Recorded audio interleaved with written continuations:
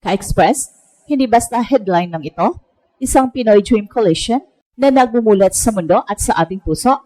Sa isang banda, ang 7'3" French phenom na si Victor Wembanyama, ang number 1 pick ng NBA, ay bumangon mula sa isang banta ng kanyang karera matapos ma-diagnose ng deep vein thrombosis sa balikat. At sa kabilang banda naman, ang ating pambansang pag-asa na si Kai Sotto, na dumaan sa isang matinding ACL injury, ay tahimik na nagbabalik sa court, muling pinapaalala kung gaano katibay ang puso ng isang Pinoy. Kai Sotto, siya ang ating anchor, dahil sa bawat comeback story, may mas malalim na simbolismo. Hindi lang ito tungkol sa isang manlalaro, kundi sa buong bansang gustong maniwala muli.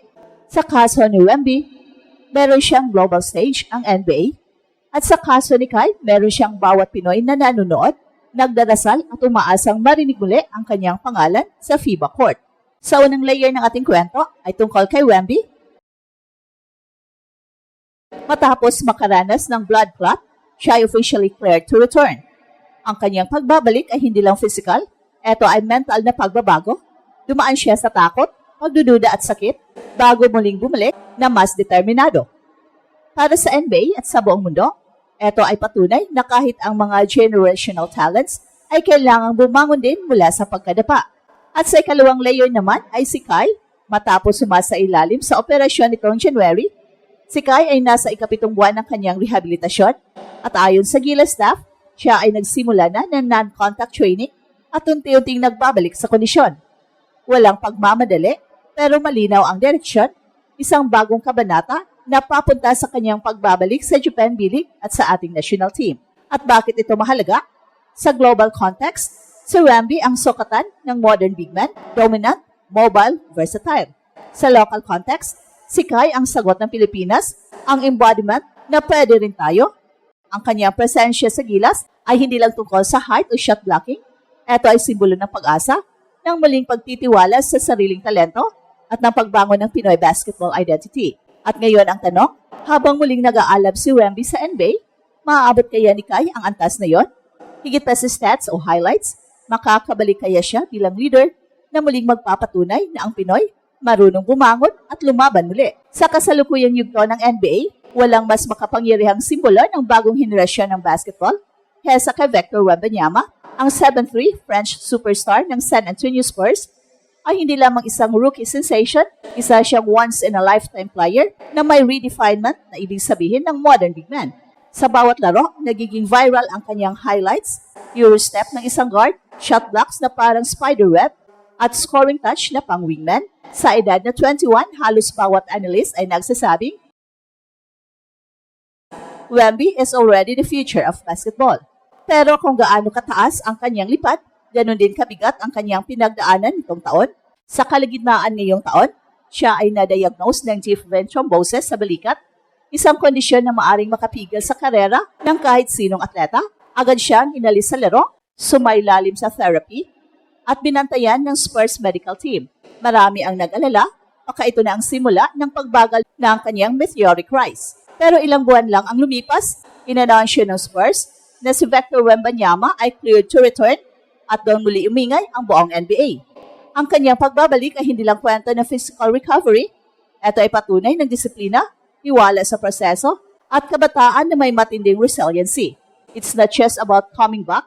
Sabi pa ni Wemby sa isang French interview, it's about coming back stronger. Sa kanyang unang 5 laro matapos bumalik, nag-average siya ng halos 25 points, 11 rebounds at 3 blocks, isang testamento ng kanyang focus at mental toughness. At sa kabilang dulo ng mundo sa Pilipinas, may isang batang higante rin na tahimik na sumusubok bumalik sa forma, at ito ay si Kai Sotto. At habang si Wemby ay muling binubuo ang kanyang NBA legacy, si Kai naman ay binubuo ang kanyang sariling second chance. Matapos ang ACL surgery nitong January, halos 7 buwan siyang hindi nakapaglaro. Para sa isang player na umaasa sa mobility at rim protection, ito ay isang napakaliking hamon. Pero sa bawat video clip na lumalabas mula sa Gilas Training Gym at sa Japan B-League, makikita ang kanyang unti-unting pagbangon, shooting drills, stationary footwork at control movements na patunay na malapit na siyang bumalik. Ang parallel ng dalawang karera ay hindi may kakaila. Si Wemby at si Kai ay parehong 7-footers na kumakatawan ng bagong era ng basketball, parehong dumaan sa setback, parehong sinubok ang tibay ng loob, pero higit sa lahat, Parehong may misyon na ipakita sa mundo na ang kataasan ay walang saysay kung walang pusong marunong bumangon. Pero sa mga Pinoy fans, ang kwento ni Kai ay hindi lang tungkol sa injury o basketball. Ito ay representasyon ng bawat Pinoy na nasaktan pero piniling bumangon kahit gaano kahirap. At habang pinapanood ng mundo ang pag-akyat muli ni Wemby sa rurok ng NBA, tahimik namang naghahanda si Kai para sa sariling moment of resurgence, isang sandali na muling magpapatunay na si Kai ay hindi sumusuko. Well, pagkatapos ng ilang buwan ng pananahimik at rehabilitasyon, unti-unting nabuo muli ang larawan ng pagbangon ni Kai mula sa simpleng paglalakad sa treadmill hanggang sa controlled shooting drills. Makikita muli ang kumpiyansa ng kanyang bawat galaw at ayon sa Gilas medical team, progressing on schedule ang kanyang recovery at para sa mga tagahanga, bawat update, bawat video clip mula sa training gym ay parang bagong pag-asa na malapit nang makita muli si Kai sa loob ng court. Ang ACL injury ay isa sa pinakamabigat na hamon para sa isang atleta. Hindi lang katawan ang nasusubok kundi ang isip. Ayon sa mga ulat, noong unang buwan matapos ang operasyon, hirap si Kai sa simpleng paglalakad pero tinanggap niya ito bilang parte ng proseso. No shortcuts. Sabi pa niya sa isang interview, I have to do this the right way if I want to play again. At ngayon, makalipas ang 7 buwan, makikita na ang resulta. Mas lean ang katawan, mas maayos ang balance, at higit sa lahat, mas buo ang loob. At sa mga insider ng Gilas, malaking bagay raw ang pagbabalik ni Kai hindi lang bilang player, kundi bilang simbolo ng sistema.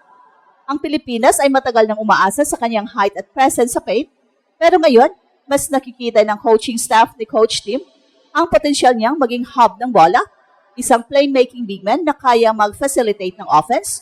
We're not rushing him, sabi ni Coach Tim. But when he returns, we'll make sure he fits not just physically, but mentally into our new system. At habang si Kai ay abala sa recovery, nakatutok naman ang Gilas sa pagbuo ng bagong frontline rotation. Si AJ Edo ay patuloy na lumalakas sa bawat practice. Si Junmar Fajardo ay naghahabol ng conditioning matapos ang PBA season at si Justin Brownlee ay muling nagiging spark ng energy sa scrimmages. Pero kahit kompleto ang rotation, iba pa rin ang presensya ni Kai. Ang kanyang length, timing at leadership sa depensa ay nagbibigay ng dimensyong hindi matutumbasan ng iba. At para sa mga fans, may halong excitement at kaba, magiging kapareho kaya si Kai pagbalik niya o mas magaling pa? Yan ang tanong na bumabalot sa bawat training update. Pero kung titingnan ang kanyang disiplina, mas malaki ang tsansang, mas matatag na version na Kai Sotto ang babalik, isang player na hindi lang umaasa sa height, kundi sa experience, composure at tactical understanding.